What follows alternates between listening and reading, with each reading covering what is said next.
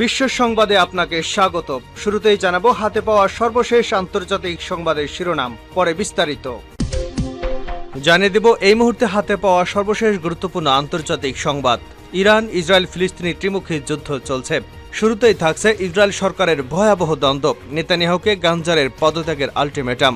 ইসরায়েলের রাজনৈতিক বিভেদ ভয়াবহ পর্যায়ে পৌঁছেছে। দপ্তরবিহীন মন্ত্রী ৬ দফা দাবি জানিয়ে বলেছেন ৮ই জুনের মধ্যে এগুলো পূরণ না করা হলে তিনি পদত্যাগ করবেন। এবারে জানাবো কিরগিজস্তানের রাজধানী বিশকেকে সহিংস জনতার হামলার শিকার হয়েছেন বাংলাদেশ, ভারত এবং পাকিস্তানের শিক্ষার্থীরা। জানাবো ইউরোপে ভয়ঙ্কর মিশনে নেমেছে ন্যাটো। সম্প্রতি স্লোভাকিয়ার প্রধানমন্ত্রী রবার্ট ফিকোর উপর প্রাণঘাতী হামলা হয়েছে। গেল ১৫ মের ওই হামলায় প্রাণে বেঁচে গেলেও এখনও তিনি হামলার শঙ্কায় রয়েছেন। মস্কো ঘেঁষা এই প্রধানমন্ত্রীর উপর এমন হামলার পর ইউরোপে নতুন করে অপারেশন গ্ল্যাডিওর গুঞ্জন শোনা যাচ্ছে। আর এই গুঞ্জন উস্কে দেওয়ার মূলে রয়েছে দুজন মার্কিন সাংবাদিক, নেবুচ্ছা মাকিল এবং ওসকান তিকিট। এবারে থাকছে রুশ বাহিনী হামলা আরও জোরদার করতে পারে বলে আশঙ্কা প্রকাশ করেছেন ইউক্রেনের প্রেসিডেন্ট ভলোদিমির জেলেনস্কি। জানিয়ে দেব আফগানিস্তানে ভারী বৃষ্টি এবং বন্যায় নিহত ৫০। মধ্য আফগানিস্তানের পশ্চিমাঞ্চলীয় ঘোর প্রদেশে হড়গা বান ভূমিধসে অন্তত ৫০ জন নিহত হয়েছেন। এবং সর্বশেষ জানাবো ইসরায়েলে হামলায় নতুন অস্ত্র ব্যবহার হিজবুল্লাহর। গাজায় ইসরায়েলি হামলা শুরুর পর গত ৭ মাস ধরে ইসরায়েলের অভ্যন্তরে নিজেদের ভূখণ্ড থেকে ক্ষেপণাস্ত্র হামলা চালিয়ে যাচ্ছে লেবাননের সশস্ত্র সংগঠন হিজবুল্লাহ। প্রথমবারের মতো ড্রোন ব্যবহার করে হামলা চালিয়ে সেনাঘাঁটি তছনছ করে দিয়েছে তারা। এতক্ষণ শিরোনাম শুনছিলেন, এবার বিস্তারিত। প্রিয় দর্শক, আপনি যদি এই চ্যানেলে নতুন হয়ে থাকেন, ভিডিওটি দেখতে দেখতে চ্যানেলটি সাবস্ক্রাইব করে আমাদের সঙ্গেই থাকুন। আর এই ভিডিও সম্পর্কে আপনি আপনার মূল্যবান মতামতটি কমেন্ট বক্সে জানিয়ে দিন। আর হ্যাঁ প্রিয় দর্শক, জানিয়ে দিন ভিডিওটি কোথা থেকে দেখছেন। ইসরায়েল সরকারের ভয়াবহ দ্বন্দ্ব, নেতানিয়াহুকে গাঞ্জারের পদত্যাগের আল্টিমেটাম। ইসরায়েলের রাজনৈতিক বিভেদ ভয়াবহ পর্যায়ে পৌঁছেছে। দপ্তরবিহীন মন্ত্রী ৬ দফা দাবি জানিয়ে বলেছেন ৮ই জুনের মধ্যে এগুলো পূরণ না করা হলে তিনি পদত্যাগ করবেন। ইসরায়েলের প্রধানমন্ত্রী বেঞ্জামিন নেতানিয়াহুর উগ্র ডানপন্থী রাজনৈতিক অংশীদারদের ইঙ্গিত করে গাঞ্জ বলেছেন, অনেক কিছু ভুল হচ্ছে, অত্যাবশ্যক সিদ্ধান্তগুলো নেওয়া হচ্ছে না, বিজয় নিশ্চিত করার জন্য অত্যাবশ্যক নেতৃত্বমূলক সিদ্ধান্ত গ্রহণ করা হচ্ছে না। ইসরায়েল রাষ্ট্রকে কমান্ডো ব্রিজের নিয়ন্ত্রণ নিয়েছে একটি ক্ষুদ্র সংখ্যালঘু গ্রুপ এবং তারা দেশকে বিপদের দিকে নিয়ে যাচ্ছে। গাঞ্জ বলেন, ইসরায়েলি নিরাপত্তার পবিত্রতম জায়গায় ব্যক্তিগত এবং রাজনৈতিক বিবেচনা অনুপ্রবেশ করেছে। উল্লেখ্য, গাঞ্জারের সাথে নেতানিয়াহুর দ্বন্দ্ব সাম্প্রতিক সময়ে ভয়াবহ পর্যায়ে উপনীত হয়েছে। তিনি আরও কয়েকবার পদত্যাগ করার হুমকি দিয়েছেন। ইসরায়েলের বিভিন্ন জনমত জরিপে দেখা গেছে এখন নির্বাচন হলে নেতানিয়াহু সরকারের পতন হবে এবং গাঞ্জ হবেন পরবর্তী প্রধানমন্ত্রী।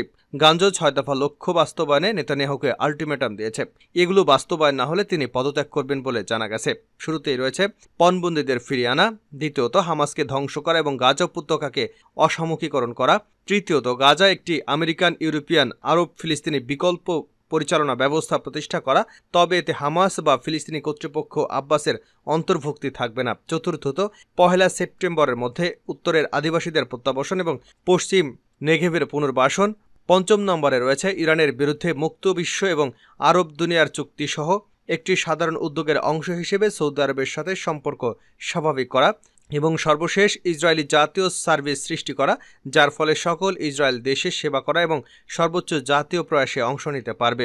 গাঞ্জ বলেন, আপনি যদি জাতিকে পতনের দিকে চালিত করেন তবে আমরা অবশ্যই সরকার থেকে প্রত্যাহার করব, জনগণের কাছে যাব এবং এমন এক সরকার গঠন করব যা সত্যিকারের বিজয় নিয়ে আসবে। এর আগে ইসরায়েলের প্রতিরক্ষামন্ত্রী ইয়োব গ্যালেন্টো নেতানিয়াহুর সিদ্ধান্তহীনতার সমালোচনা করেছেন। হামাসকে পরাজিত করার পর কে গাজা শাসন করবে তা নিয়ে কোনো সিদ্ধান্ত গ্রহণ না করায় তিনি নেতানিয়াহুর কঠোর সমালোচনা করেছেন। কিরগিজস্তানে জনতার হামলা, সাহায্য চাইলেন বাংলাদেশি শিক্ষার্থীরা। কিরগিজস্তানের রাজধানী বিশকেকে সহিংস জনতার হামলার শিকার হয়েছেন বাংলাদেশ, ভারত এবং পাকিস্তানের শিক্ষার্থীরা। জানা গেছে শুক্রবার রাতে শুরু হওয়া সহিংসতার মধ্যে বিশকেকের কয়েকটি মেডিকেল বিশ্ববিদ্যালয়ের হোস্টেলে হামলা হয়েছে, যেখানে বাংলাদেশ, ভারত এবং পাকিস্তানের শিক্ষার্থীরা থাকেন। কিরগিজ সরকার জানিয়েছে ১৭ থেকে ১৮ মে রাতে বিশকেকে জনতার সহিংসতার বেশে কয়েকজন বিদেশি সহ কমপক্ষে ২৮ জন আহত হওয়ার পর ৪ জন বিদেশি নাগরিককে গ্রেপ্তার করা হয়েছে। এই সহিংসতার বিষয়ে ইতিমধ্যে কূটনৈতিক প্রতিক্রিয়া জানিয়েছে পাকিস্তান। ভারত নিজেদেরকে নিরাপত্তার জন্য শনিবার ইউএনবির কাছে সাহায্য প্রার্থনা করেছে বেশ কয়েকজন বাংলাদেশি শিক্ষার্থী। রেডিও ফ্রি ইউরোপ জানিয়েছে ১৩ মে মিশরের মেডিকেল শিক্ষার্থীদের সঙ্গে কিরগিজ শিক্ষার্থীদের বিবাদের একটি ভিডিও অনলাইনে ব্যাপকভাবে শেয়ার হওয়ার জেরেই এই সহিংসতা শুরু হয়। যাদের মারধর করা হয়েছে তারা কিরগিজ যুবক বলে সামাজিক যোগাযোগ মাধ্যমে দাবি করার পর শুক্রবার রাতে বিশকেকের বেশ কয়েকটি স্থানে জড়ো হওয়া উত্তেজিত জনতা 18 মে হামলার শিকার হন দেশটিতে অধ্যয়নরত বিদেশি শিক্ষার্থীরা। কিরগিজস্তানের ইন্টারন্যাশনাল স্কুল অব মেডিসিনের বাংলাদেশি শিক্ষার্থী সামিয়া কবির সন্ধ্যায় ইউএনবিকে বলেন, আমরা এখানে 5 জন বাংলাদেশি মেয়ে আছি। আমরা এখন আমাদের অ্যাপার্টমেন্টের ভেতরে আছি। আমাদের অ্যাপার্টমেন্টের সামনে বেশ কিছু লোক জড়ো হচ্ছে। দয়া করে আমাদের সাহায্য করুন। সামিয়া আরও বলেন, কর্তৃপক্ষ আমাদের ভেতরে থাকতে বলেছেন। আমরা কাছাকাছি অন্যান্য অ্যাপার্টমেন্ট থেকে কিছু আওয়াজ শুনতে পাচ্ছি। সেখানে কিছু পাকিস্তানি থাকতে পারে। এ ব্যাপারে ঢাকায় পররাষ্ট্র মন্ত্রণালয়ের এক ঊর্ধ্বতন কর্মকর্তা ইউএনবিকে বলেন, আমরা শিগগিরই একটি পূর্ণাঙ্গ প্রতিবেদন শেয়ার করব। উজবেকিস্তানে আমাদের মিশন বিষয়টি খতিয়ে দেখছে। এখন পর্যন্ত বাংলাদেশি হতাহতের খবর আমরা পাইনি। আমরা আমাদের মিশনের সঙ্গে যোগাযোগ রাখছি। ইউরোপে ভয়ঙ্কর মিশনে নেমেছে ন্যাটো সিআইএফ। সম্প্রতি স্লোভাকিয়ার প্রধানমন্ত্রী রবার্ট ফিকোর উপর প্রাণঘাতী হামলা হয়েছে। গেল 15 মের এই হামলায় প্রাণে বেঁচে গেলেও এখনও হামলায় আছেন তিনি।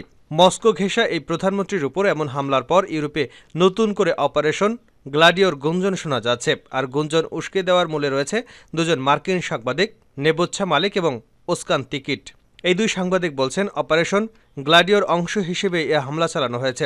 ওই হামলার আগে রাতে ইউরোপের আরেকটি দেশের নেতারা নির্ঘুম রাত কাটাচ্ছেন। তুর্কির প্রেসিডেন্ট রিসেপ তাইপ এরদোয়ান 2016 সালের মতো আরেকটি অভ্যুত্থানের আশঙ্কায় জরুরি বৈঠক করেন। এরপরই ন্যাটো সিআইএর গোপন সন্ত্রাসী আর্মি নিয়ে বৈশ্বিক আগ্রহ ফুঁসকে ওঠে। সিনাই যুদ্ধের সময় ইউরোপে গুপ্ত এক বাহিনী নিয়ে এই অভিযান শুরু হয়। এই অভিযান অপারেশন গ্লাডিও নামে পরিচিত। সম্ভাব্য সোভিয়েত হামলার জন্য এই আধা সামরিক বাহিনীকে প্রস্তুত করা হয়েছিল। ইউরোপীয় গোয়েন্দা সংস্থাগুলোর সহযোগিতায় এই বাহিনীকে সংগঠিত করে ন্যাটো এবং সিআইএফ।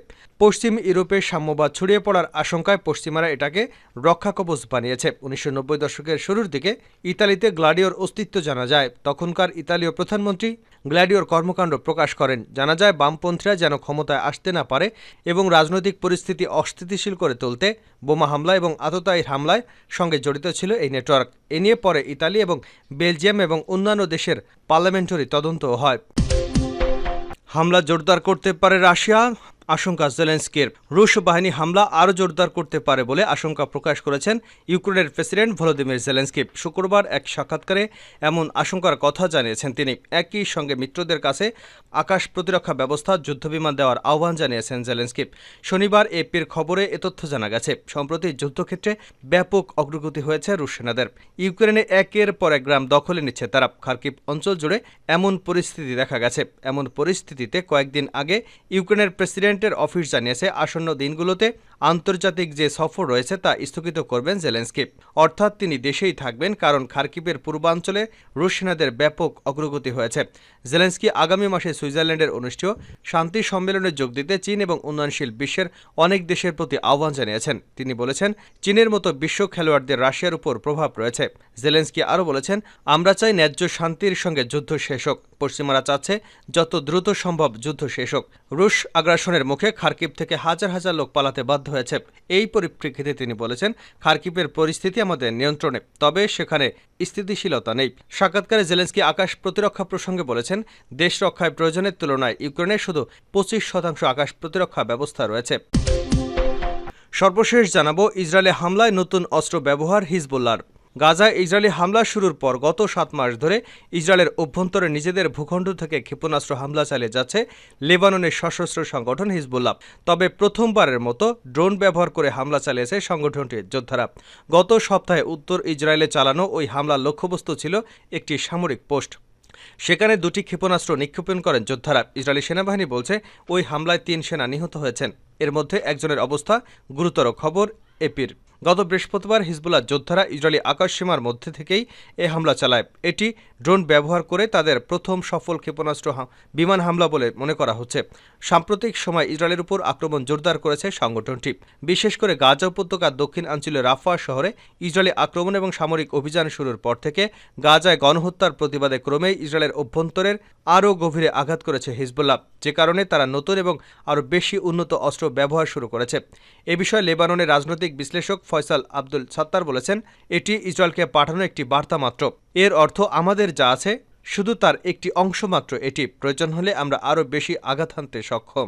বুধবার হিজবুল্লাহ লেবানন সীমান্ত থেকে প্রায় 35 কিলোমিটার দূরে টাইবেরিয়াস শহরের কাছে ইলিয়ানার একটি সেনাঘাঁটিতে হামলা চালায়। এতে ব্যবহার করে বিস্ফোরক ড্রোন। এটি এখন পর্যন্ত ইসরায়েলের সীমান্ত থেকে সবচেয়ে গভীর আক্রমণ। হিজবুল্লাহ আরও কিছু উন্নত অস্ত্রের ব্যবহার করছে, যার মধ্যে রয়েছে ক্ষেপণাস্ত্র ছুড়তে সক্ষম ড্রোন, বিস্ফোরক ড্রোন এবং আলমাস ও ডায়মন্ড নামের পরিচিত ছোট ধরনের গাইডেড ক্ষেপণাস্ত্র।